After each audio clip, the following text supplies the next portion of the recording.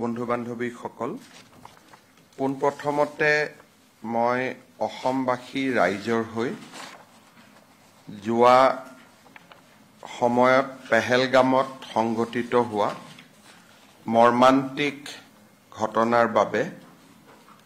আৰু এই ঘটনাক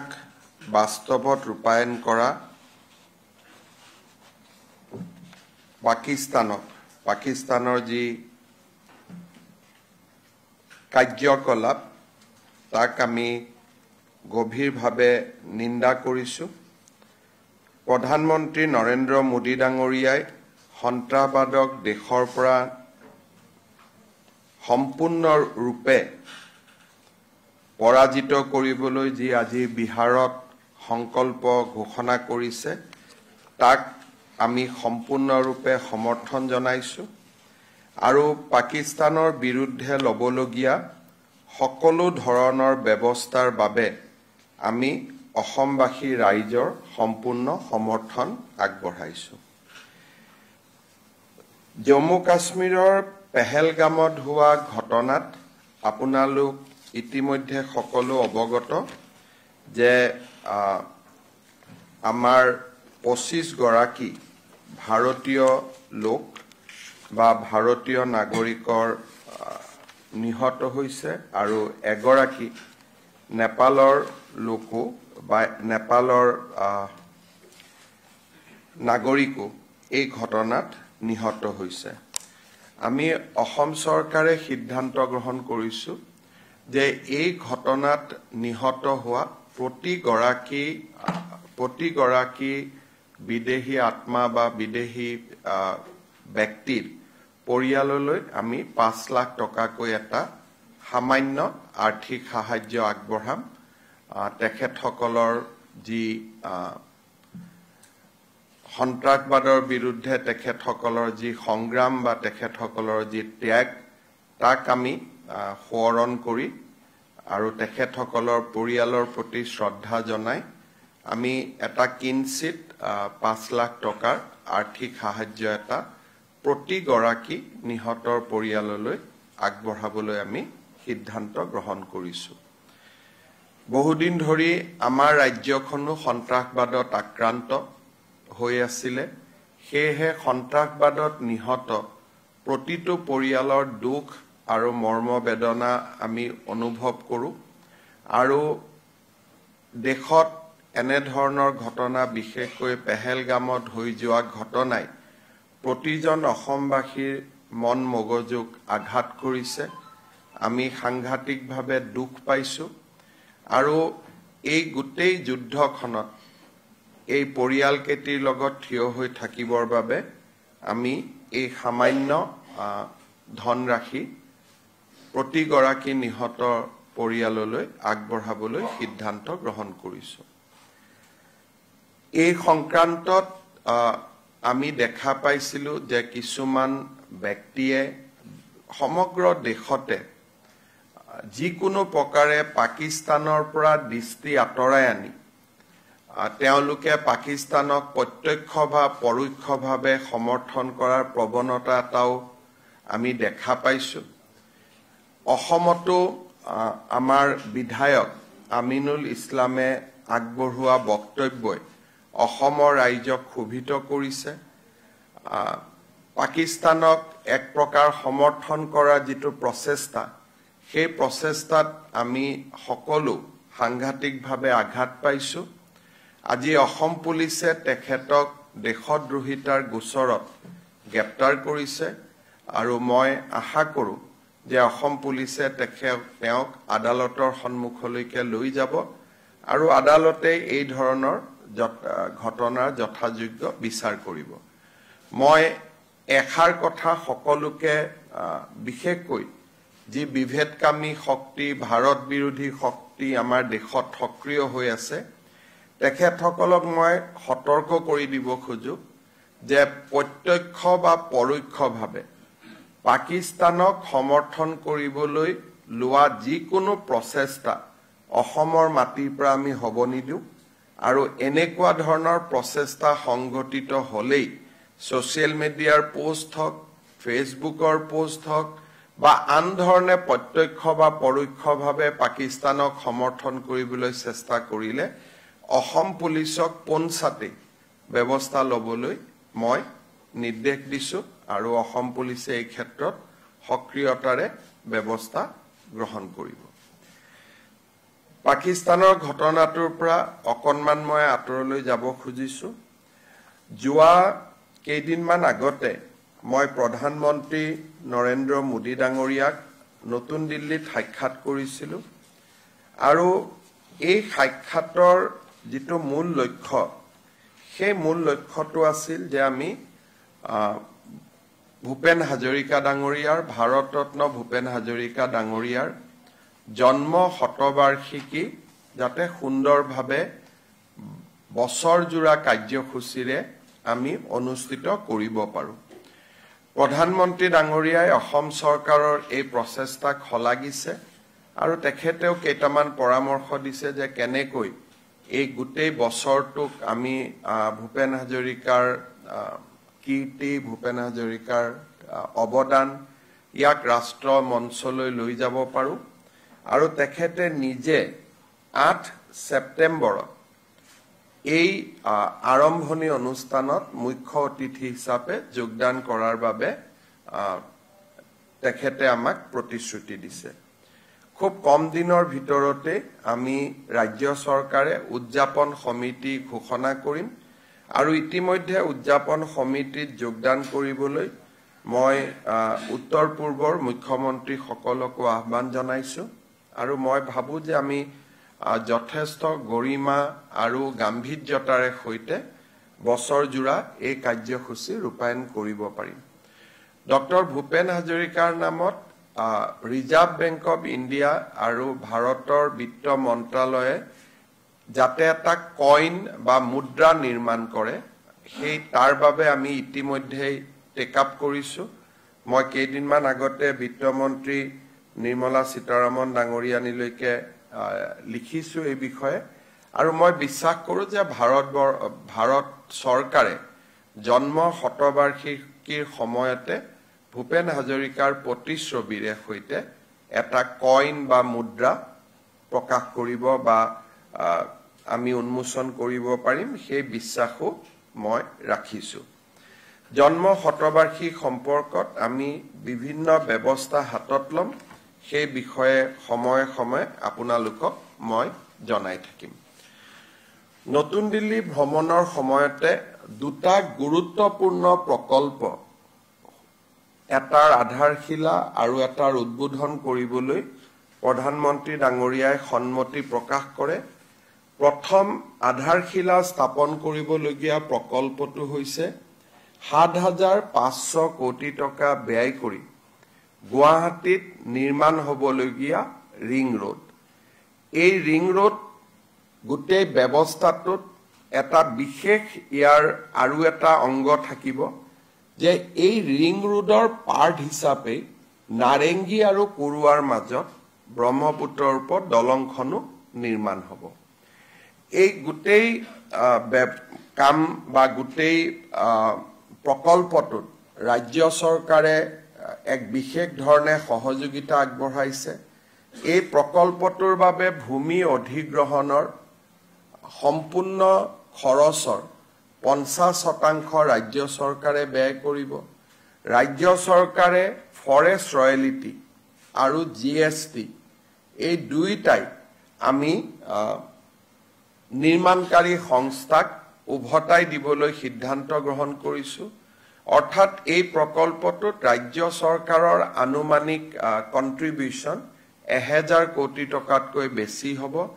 ভাৰত চৰকাৰেও এই প্ৰকল্পটোত ভাইবিলিটি গেপ হিচাপে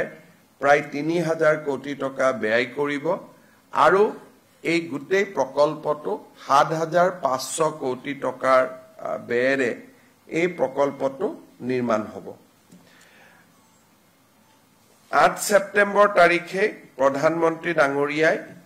নুমলীগড় ৰিফাইনেৰীয়ে নিৰ্মাণ কৰি থকা যিটো বায়' ৰিফাইনেৰী আছে সেই বায়' ৰিফাইনেৰীটোৰো শুভ উদ্বোধন কৰিব আপোনালোকে জানে যে এই বায়ো ৰিফাইনেৰীটো 10,600 কোটি টকাৰে নিৰ্মাণ হৈছে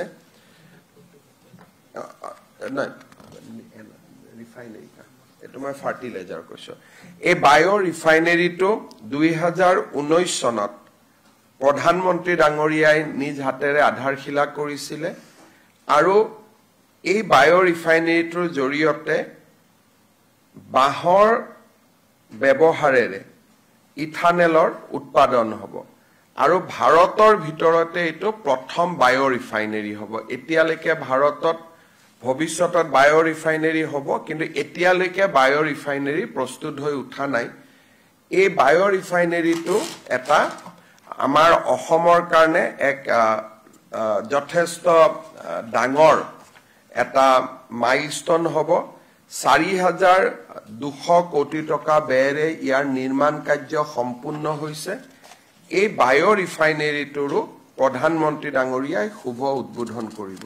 অৰ্থাৎ 8 ছেপ্টেম্বৰত নাৰেংগী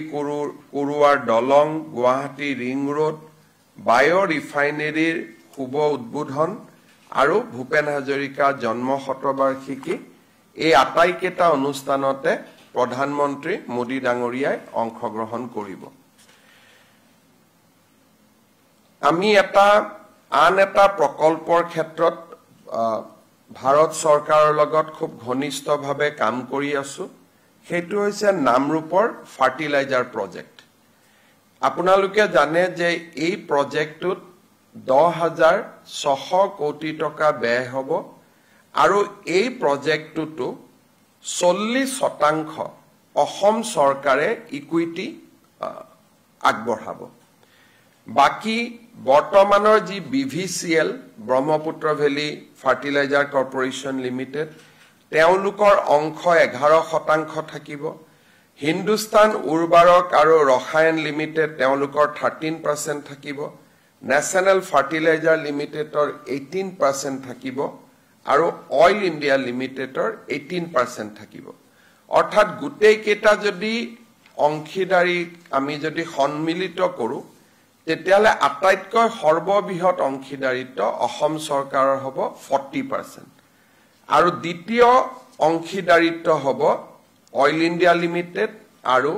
NFL নেশ্যনেল ফাৰ্টিলাইজাৰ লিমিটেড 18 আৰু হিন্দুস্তান উৰ্বাৰক ৰসায়ন লিমিটেড ভাৰত চৰকাৰৰ এটা সংস্থা PSU তেওঁলোকৰ 13% আৰু বৰ্তমান BVCLৰ 11% অংশীদাৰিত্ব থাকিব আমি নতুন কোম্পানীটো কেনেকে হ'ব পাৰে তাৰ বিষয়ে ভাৰত চৰকাৰৰ লগত সঘনাই কথা পাতি আছো অসম চৰকাৰৰ লগত আলোচনা কৰি নতুন যিটো প্ৰকল্প হ'ব ভাৰত চৰকাৰে সেই কোম্পানীটোৰ নাম Assam fertiliser and chemical company Limited নামে নামাকৰণ কৰিবলৈ সিদ্ধান্ত লৈছে তাৰমানে যেটো নতুন কোম্পানী হ'ব এই নতুন কোম্পানীটোৰ নাম হ'ব Assam fertiliser and chemical company limited এতিয়া মানুহৰ মনত প্ৰশ্ন হ'ব যে আগৰ BVCL টো কি হ'ব BVCL সমান্তৰালভাৱে চলি থাকিব অৰ্থাৎ পুৰণা যেটো ব্ৰহ্মপুত্ৰ ভেলী সাৰ কাৰখানা বৰ্তমান চলি আছে ভাৰত চৰকাৰে সেইটোকো বন্ধ নকৰাৰ সিদ্ধান্ত লৈছে অৰ্থাৎ নামৰূপত এতিয়া এটাৰ পৰিৱৰ্তে দুটা সাৰ কাৰখানা হ'ব BVCL টো চলি থাকিব আৰু আসাম ফাৰ্টিলাইজাৰ এণ্ড কেমিকেল যেটো কোম্পানী এইটো চলি থাকিব যেতিয়া নতুন কোম্পানীটো নিৰ্মাণ সম্পূৰ্ণ হ'ব তেতিয়া ভাৰত চৰকাৰে সেই সময়ত সিদ্ধান্ত ল'ব যে দুইটা কোম্পানী মাৰ্জ হ'ব লাগে বা নালাগে অন্তত 5-6 বছৰ BVCL সমান্তৰালভাৱে চলি থাকিব নতুন কোম্পানীটো BVCLৰ অংশীদাৰিত্ব থাকিব 11% আৰু তেওঁলোকৰ নিজৰ ফাৰ্টিলাইজাৰ এতিয়া যে প্ৰডিউস কৰি আছে 3 লাখ মেট্ৰিক টন সেইটো চলি থাকিব নতুন কোম্পানীটোৱে ফাৰ্টিলাইজাৰ কৰিব 12.7 লাখ তাৰমানে যদি দুইটা লগ লগাই দিও ই 15.7 লাখলৈকে ই আগবাঢ়ি যাব দেশৰ ভিতৰতে one of the largest fertilizer company ই হবগৈ এই কোম্পানীটোৰ জেভি এগ্ৰিমেণ্ট নতুন কোম্পানী ফৰ্ম কৰা এই গোটেই কামবিলাক বহুত দ্ৰুত গতিত আগবাঢ়ি গৈছে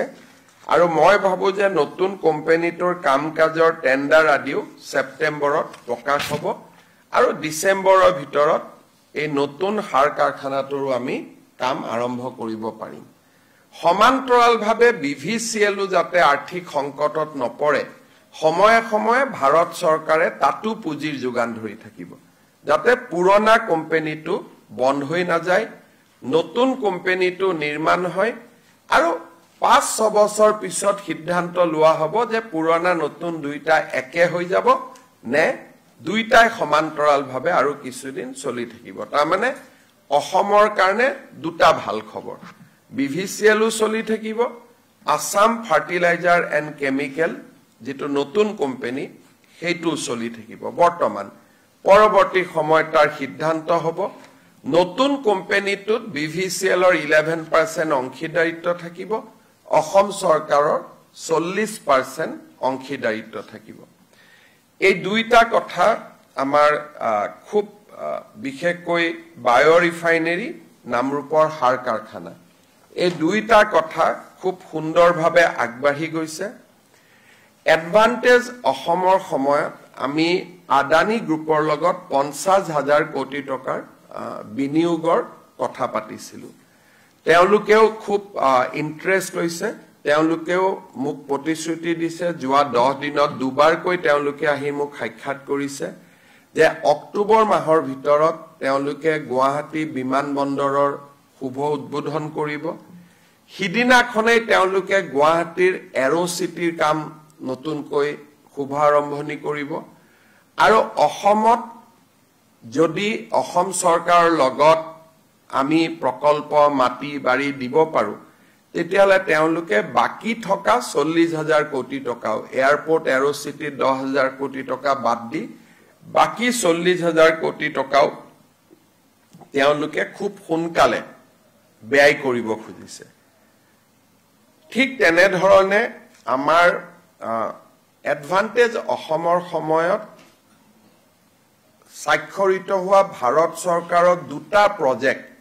খুব দ্ৰুত গতিত অনুমোদনৰ ফালে আগবাঢ়ি গৈছে এটা হৈছে গুৱাহাটী আৰু শিলচৰৰ মাজত 25,000 কোটি টকাৰ নতুন গ্ৰীনফিল্ড হাইৱে গ্ৰীনফিল্ড তাৰ মানে পুৰণা ৰাস্তা নহয় সম্পূৰ্ণ নতুন ৰাস্তা হ'ব বৰাপানীৰ মাজেৰে গৈ পাঞ্চগ্ৰামত উঠিব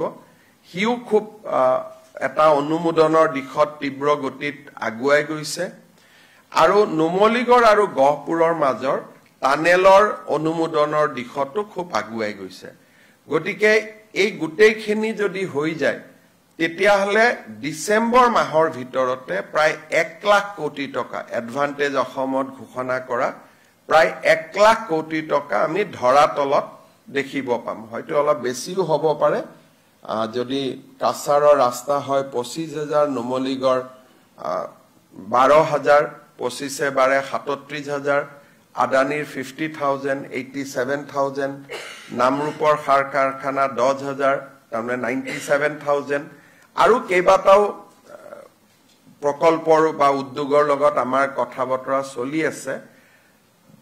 প্ৰায় ডিসেম্বৰ মাহৰ আগতে 1 লাখ কোটি টকাৰ প্ৰকল্পৰ কাম আৰম্ভ হৈ যাব বুলি আমি আশা কৰিছো মানে উল্লেখ কৰাৰ কাৰণ এইটোৱে যে ভাৰতত যিমান ইন্ডাষ্ট্ৰিয়েল সামিট হৈছে ইমান স্পিডত লগে লগে গতি লাভ কৰা আমি অসমে এটা উদাহৰণ হ'ব গৈ আছে আৰু প্ৰধানমন্ত্ৰী ডাঙৰীয়া আৰু গৃহমন্ত্ৰী ডাঙৰীয়াই নিজে যথেষ্ট দিল্লীৰ প্ৰায় তেওঁলোকে কাম কৰি আছে তেওঁলোকে সকলোকে ইনস্পায়াৰ কৰি আছে যাতে অসমৰ ঘোষণাখিনি বাস্তৱত ৰূপায়িত হ'ব পাৰে এইখিনি কথাকে শেয়াৰ কৰিব কাৰণে আপোনালোকক মাতিছিলো কিবা যদি গুটেই কেটা বিষয়ৰ ওপৰত আপোনালোকে খুদিব খোজা খুদিব পাৰে Sir, if you can repeat in English in gist people of Assam is extremely angry with the recent terrorist attack in Pahalgam although no one from Assam has died in the terrorist attack but still people of Assam is extremely angry we are with Prime Minister Narendra Modi. Whatever decision he will take to root out, to completely wipe out terrorism and militancy from the soil of India, we will completely support him, we will stand behind him. Assam is one of the states who has been the worst sufferer of terrorism and militancy. We have seen this kind of massacre in the past, so we can feel the grief, we can feel the pain of the families who has lost near and dear one in the Pahalgam massacre. Assam is a very, Assam is not a very huge economically rich state, but at the same time, as a token of gesture, as a token of solidarity, Government of Assam has decided to extend a sum of rupees 5 lakhs to each and every family whose near and dear one has been killed in the massacre. We are also taking strong action against everyone who is directly or indirectly trying to support or trying to defend Pakistan. One of our MLA from United Democratic Front, Sri Aminul Islam, has said yesterday certain things which has angered people of Assam. I have reviewed the video and I have seen that that video has been posted in a manner to defend Pakistan in the Pakistan and in its complicity in the terrorist attack. I have instructed Assam Police to take strong action against the MLA. DGP has informed me that he has been arrested and he has been booked in the charge of sedition. So we'll take this case to the logical conclusion.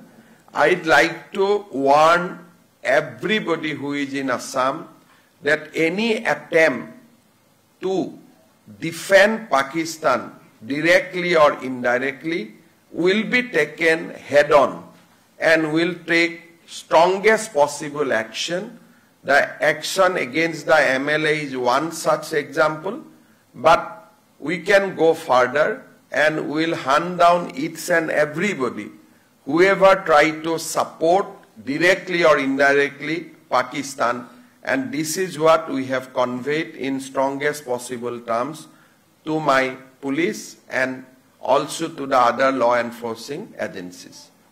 India has revoked visas of Pakistani nationals, but given the fact that in the past also people like David Hadley had been in India on a foreign visa and long-term visa, there are many people who have long-term visas in India and have multiple entry visa for Pakistan. So these people also come under strict scrutiny. I think this question should be posed to the Government of India. This is a delicate time. I don't want to comment anything. Government of India is proceeding with a clear-cut strategy. So we should not comment on that. We should leave it to the Honorable Prime Minister. Sir, in the view of the Pahalgam attack, is Assam government considering a review of the security arrangements along the tourist attractive places in Assam? We are also concerned about Bangladesh and recent hobnobbing between the Bangladesh and Pakistan. So we have alerted our security agencies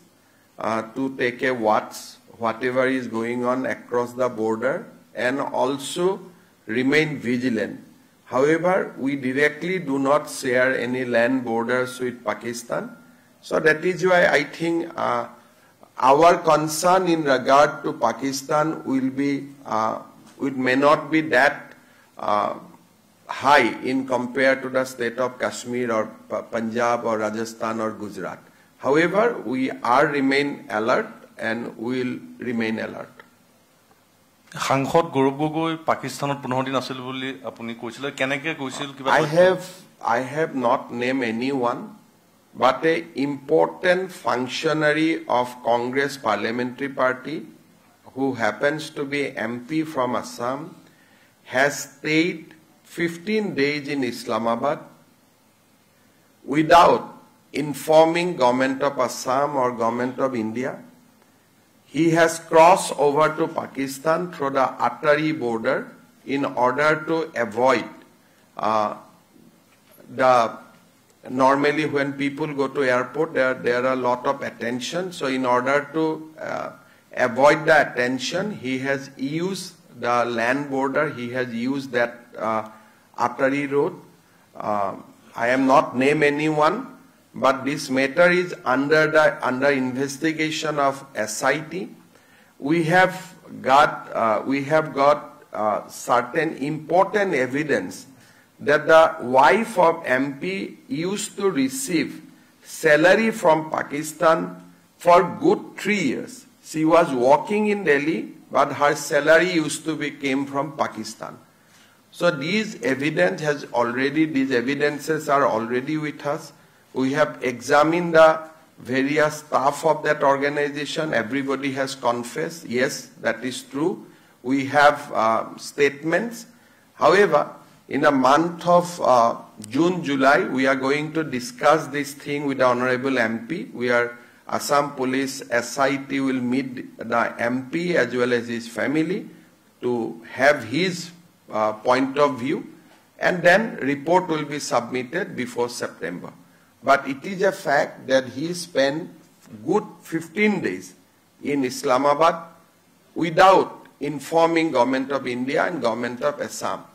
He has also made a dubious trip to Nepal during that period of time. You all know that ISI was very active in Nepal at that point of time. So back to back, a travel has also been seen to Nepal.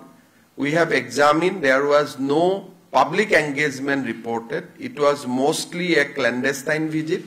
So we'll also try to join the knots whether the visit of Pakistan and Nepal has any connection or it was just the two independent visits. So all these matters are very, very serious, involving national security. And by September, SIT will bring out the report before the people. মই কোনো সংসদৰ নাম কব খোজা নাই অসমৰ এজন সাংসদে 15 দিন ইছলামাবাদত থকাৰ তথ্য অসম চৰকাৰৰ হাতত আছে ৰাইজৰ চকুৰ পৰা আতৰি পাঞ্জাবৰ আটাৰী বৰ্ডাৰ পোষ্টেদি এমপি গৰাকী পাকিস্তানত গৈছিলে গেটৰ আনপাৰে কোনে তেওঁক ৰিসিভ কৰিবৰ কাৰণে ৰখি আছিল কিহৰ কাৰণে Islamabad is a journey of long journey from Attari কোনে তেওঁক ইছলামাবাদলৈকে লৈ গল আৰু তাত কি কৰি আছিল এই বিষয়ে আমি জানিবৰ কাৰণে চেষ্টা কৰি আছো দ্বিতীয়তে সেই সময়ছোৱাতে তেখেতে নেপাললৈ গৈছিল আৰু সেই সময়ত নেপাল আইএসআই যথেষ্ট এক্টিভিটি আছিল নেপালত তেওঁৰ কোনো পাব্লিক এংগেজমেন্ট আমাৰ নোটিছত নাছিল হলিডেৰ কাৰণে গলে ইউজুৱেলি ফ্যামিলিৰ সৈতে যায় ইট ওয়াজ এ ইন্ডিভিজুৱেল ট্ৰিপ দুইটা ট্ৰিপৰ কিবা সম্পৰ্ক আছে নেকি তাকো আমি চাব চেষ্টা কৰি আছো তৃতীয়তে তেখেতৰ পত্নী পাকিস্তানত কাম কৰিছিল তেখেত নতুন দিল্লীলৈ আহে আৰু আন এটা অনুষ্ঠানত যোগদান কৰে কিন্তু নতুন দিল্লীত কাম কৰি থকা অনুষ্ঠানটোৰ এনেকুৱা এটা অনুষ্ঠান যে তেওঁলোকলৈকে পাকিস্তানৰ পৰা প্ৰতি মাহে টকা আহে আৰু সংসদ গৰাকীৰ পত্নীক সেই টকাৰে দৰমহা দিয়া হয় এই গুটেইখিনি কথা ডকুমেন্টস বেংকস একাউন্টস সকলো অসম পুলিচৰ হাতত আছে আৰু সংস্থাটোৰ পৰিচালকসকলক আমি যেটা ইন্টাৰোগেট কৰিছিলো তেওঁলোকে কৈছিলে যে এই ব্যক্তিগৰাকীক চাকৰিত লোৱাৰ আমাৰ কোনো প্ৰয়োজনীয়তা নাছিল সেই কাৰণে আমি কোনো টকা খৰচ কৰিব খোজা নাছিলো তেতিয়া পাকিস্তানৰ পৰা আমাক কোৱা হৈছিল যে গুটেই দৰমহাটো আমি দিম আপোনালোকে তেওঁক চাকৰিত ৰাখক